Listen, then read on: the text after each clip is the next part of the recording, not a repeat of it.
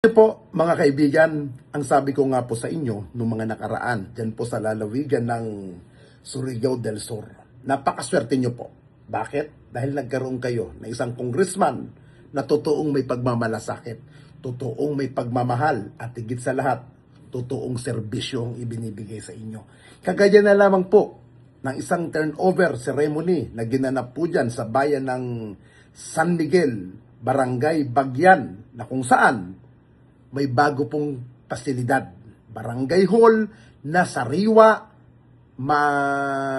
maaliwalas, at higit sa lahat, kaaya-aya at quality ang pagkakagawa.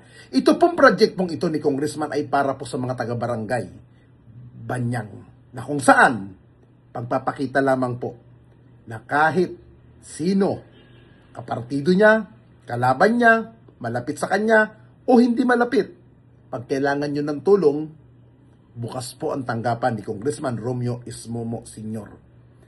Kaya po, hindi po kayo nalugi. Hindi po kayo natalo sa pagpapakita nyo po ng suporta. Samahan nyo po ako nang makita nyo po ang kanyang ginawang proyekto dyan po sa bayan po ng San Miguel, Barangay Banyang, Province of Surigao del Sur. Ang pag-unlad ng isang komunidad ay madalas nasusukat sa tibay ng mga pundasyon itinatayo para sa mamamayan.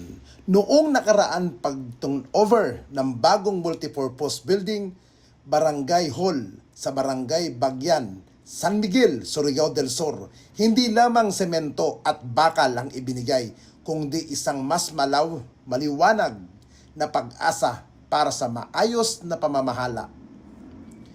Pinangunahan ni Congressman Romeo Ismomo Sr.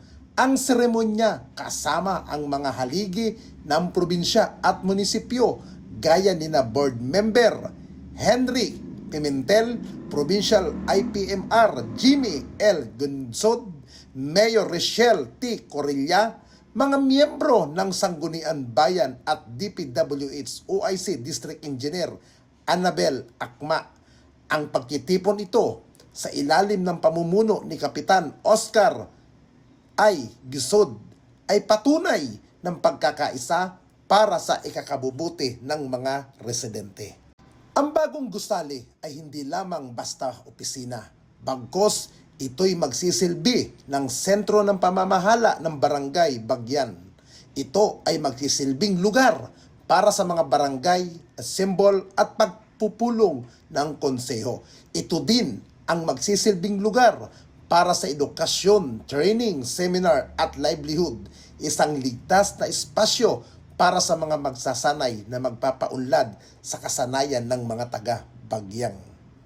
At higit sa lahat, ang gusaling ito ay isa ding lugar para mas madaling makapaghatid ng serbisyo publiko, mas mapapadali ang paghahatid ng tulong medikal, sosyal at legal dahil mas puntisyonal na ang posibilidad. Isang katotohanan na ang isang lugar ay mas nagiging produktibo kung ang sentro ng koordinasyon nito ay maliwalas, malaki at ligtas. Ang kagandahan ng bagong barangay hall ay refleksyon ng pagdignidad na nararapat para sa bawat residente o mamamayan ng Bagyan. Nararapat lamang na ibigyan pugay ang kasipagan ni Congressman Momo ang kanyang walang pagod na pagtutok sa mga pangangailangan ng mga malalayong barangay sa Surigao del Sur ay patunay ng kanyang tunay na malasakit. Hindi siya tumitigil sa Kongreso o Kapitolyo lamang.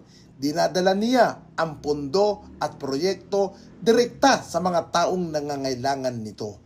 Ang pagbubukas ng pintuan ng bagong barangay hall na ito ay binubuksan din ang bagong yugto ng mga progresibong serbisyo. Ito ay isang paalala na sa ilalim ng tapat at masipag na pamumuno, ang pangarap na pagsilidad ay nagiging realidad. Salamat kay Kung Momo sa isa siya ka-aksyon na sa tanan mga paghangyo sa katawhan iyang gitubag.